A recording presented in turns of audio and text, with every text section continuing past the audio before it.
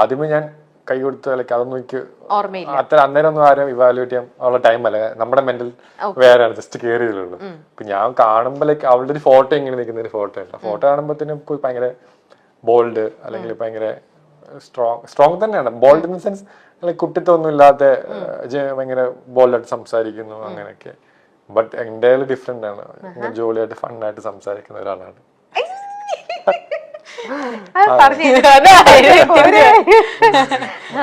ശ്രീതു ഭയങ്കര ഭയങ്കര ഒരു എന്താ പറയാ കുട്ടിത്തം ഭയങ്കരമായിട്ടുള്ള എനിക്ക് പേഴ്സണലി എന്താ പറയാ ഇപ്പം അടുത്ത ആളെ ഉപദ്രവിച്ചിട്ട് അവിടെ കയറി നിൽക്കണമെന്നൊന്നും ഇല്ല. അതെനിക്ക് അറിയാം. അതിൽ ശ്രീതുവിൽ ഒട്ടും ഏറ്റവും നെഗറ്റീവായിട്ട് തോന്നുന്നത് എന്താ ആ ഒരു ക്യാരക്ടറില്? നെഗറ്റീവ് ആൻഷ്യസ് ആവും കുറെ പെട്ടെന്ന്. എങ്ങനെ എന്തെങ്കിലും ചെറിയ കാര്യങ്ങൾ ഉണ്ടെങ്കിലൊക്കെ അവൾ തന്നെ സോൾവ് ചെയ്യും. ബട്ട് സ്റ്റിൽ ആ ഒരു മൊമെന്റിൽ ടെൻഷൻ ആയിട്ട് അയ്യോ അങ്ങനെ ഇങ്ങനെ പറ്റുന്നില്ല എന്നൊക്കെ. അങ്ങനെ എത്ര ദിവസം അങ്ങനെ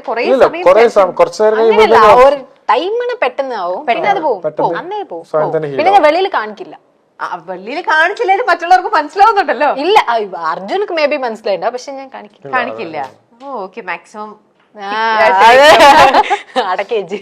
അങ്ങനെ നിങ്ങളുടെ ലൈഫിലേക്ക് ഏറ്റവും കൂടുതൽ ഇൻഫ്ലുവൻസ് ചെയ്തിട്ടുള്ള ഏതെങ്കിലും ആക്ടേഴ്സോ അല്ലെങ്കിൽ ഇന്നൊരാളുടെ എല്ലാ മൂവീസും ഒരു സ്റ്റഡി മെറ്റീരിയൽ എന്നുള്ള രീതിയിൽ തന്നെ ആണെങ്കിലും അങ്ങനെ ശ്രീതു? എനിക്ക് ഓരോരുത്തരുടെ കിട്ടിയും ഒന്നൊന്ന് നമ്മൾ കത്തിക്കാന്ന് ഞാൻ വിചാരിക്കുന്നു. ഓരോരുത്തരും ഓരോ ഡിഫറെന്റ് ആയിട്ട് തന്നെ ഉണ്ടാവുമല്ലോ.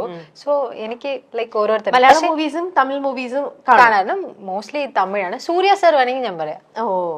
ഓക്കെ, ഏറ്റവും കൂടുതൽ ഇഷ്ടം.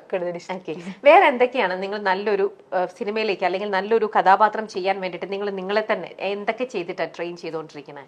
ഞാൻ ഈ പറയുന്നത് മാത്രം കഥാപാത്രത്തിലേക്കൊന്നും ആയിട്ടില്ല. ജസ്റ്റ് അല്ല, എന്നാലും നിങ്ങൾ എയിം ചെയ്യുന്നത് അത് തന്നെയാണ്. ഞാനിപ്പോ ചെയ്തുകൊണ്ടിരിക്കുകയാണ് ഒരു മൂവി. അപ്പൊ അതിലാണ് അതെനിക്ക് ബിഗ് ബോസിൽ നിന്ന് വന്ന ഒരു മൂവിയാണ് ജിത്തു സാറിന്റെ. പറയാൻ പറ്റുമോ? അത് ആസിഫ് അലി, അപർണ അവരെല്ലാം ചെയ്യുന്ന ഒരു പടത്തില്. ഷൂട്ടിംഗ് കഴിഞ്ഞോ? ഇല്ല, ഓൺഗോയിങ് ആണ്, നടന്നുകൊണ്ടിരിക്കുകയാണ്. എനിക്ക് ബ്രേക്ക് ആണ്. അപ്പം അതിലെനിക്ക് ലേണിംഗ് ആണ്, ഫുൾ ലേണിംഗ് ആണ്. അത് അത്ര വലിയ ക്രൂവിന്റെ കൂടെ ചെയ്യുന്നു. ഇതിൽ നിന്ന് ചെയ്തോണ്ട് എനിക്ക് അവിടെ പോകുമ്പോൾ കുറച്ചൊക്കെ അറിയാൻ പറ്റി. Everyday learning process. അതിപ്പം ഇന്ന ആളൊന്നുമില്ല, ഓരോ ആൾക്കാരൊന്നും കേൾക്കുന്നത്. പേഴ്സണലി ഞാൻ ലാൽ സാറിന്റെ ഞാൻ അഡ്മയർ ചെയ്യുന്നൊരു മനുഷ്യനാണ്. അപ്പം അങ്ങേര് പറയുന്ന നല്ല കാര്യം ഞാൻ ഫോളോ ചെയ്യാൻ നോക്കും. അല്ലെങ്കിൽ എനിക്കറിയില്ല, എനിക്ക് ഭയങ്കര ഇഷ്ടമാണ്. നമ്മുടെ ഒരു പ്രത്യേക ഒരു ഇതാണല്ലോ ലാലേട്ടൻ. എനിക്കറിയില്ല, ഇപ്പം ഞാൻ ഭയങ്കരമായിട്ട് മിസ് ചെയ്യുന്നുണ്ട്. എനിക്ക് ബിഗ് ബോസിനെ അട്രാക്ട് ചെയ്ത വീക്കെൻഡ് എപ്പിസോഡ് ലാസ്റ്റ് സാർ ഒന്ന് മിണ്ടാൻ പറ്റുന്നുണ്ട്. അതൊരു ഭയങ്കര മൊമെന്റ് ആണ്. One of the reason Lal sir തന്നെയാണ്. അപ്പം എനിക്കൊരു ഫാൻ ബോയ് അല്ലെങ്കിൽ നമുക്ക് അവിടെ പോയി ലാൽ സാർ സംസാരിക്കുക, അല്ലെങ്കിൽ ശാസനം കേൾക്കുക, അല്ലെങ്കിൽ തമാശ പറയുക, ചിരിക്കുക, അതൊക്കെ എത്ര പേർക്ക് കിട്ടും? അല്ലെങ്കിൽ അങ്ങനത്തെ ഒരു ഞാൻ കൂടെ വർക്ക് ചെയ്തപ്പോൾ എനിക്ക് അത്ര കിട്ടുമെന്ന് എനിക്കറിയില്ല.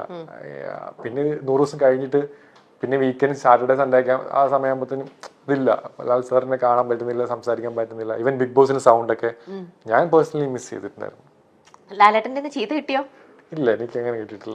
പറഞ്ഞിട്ടില്ല. എന്തെങ്കിലും കാര്യത്തിൽ അപ്രീസിയേഷൻ കിട്ടിയോ? അതുണ്ട്. ലാൽ സാറ് കുറെ അപ്രീഷിയേറ്റ് ചെയ്യാണ്ട് തന്നെ.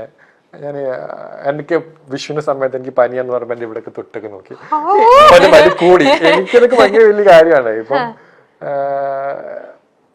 അതിപ്പം റിലേറ്റ് ചെയ്യാൻ പറ്റും എല്ലാവർക്കും. ഇപ്പൊ നമ്മൾ അത്രയും അഡ്മയർ ചെയ്യുന്ന ഒരു മനുഷ്യൻ വന്നിട്ട് നമ്മളെ അത്രയും പാമ്പർ ചെയ്യുമ്പോഴത്തേക്കിന് അതിനേറ്റവും അപ്പൊ പനി വന്നത് തന്നെ നല്ലതെന്ന് തോന്നിയിട്ടുണ്ടാവും. എനിക്കൊന്നും പറയാനും പറ്റുന്നില്ല. സാർ നോക്കി മോനെന്ന് വിളിക്കുമ്പോ തന്നെ നമുക്ക് അങ്ങനെ ആ ഒരു വിളി കേൾക്കുമ്പോ തന്നെ നമ്മള് ഇല്ലാതാവും. ഉറപ്പായിട്ടും. അപ്പൊ അടുത്തിരിക്കാനൊക്കെ ആണെങ്കിൽ ലാൽ സാറിന്റെ കൈ പിടിച്ച മൊമെന്റിലൊക്കെ ആണെങ്കിൽ ഞാൻ അതൊരിക്കലും എന്റെ ലൈഫിലെ ഏറ്റവും ബെസ്റ്റ് ടൈം ഞാൻ ബിഗ് ബോസ് ചെയ്യുന്ന ടൈമാണ്.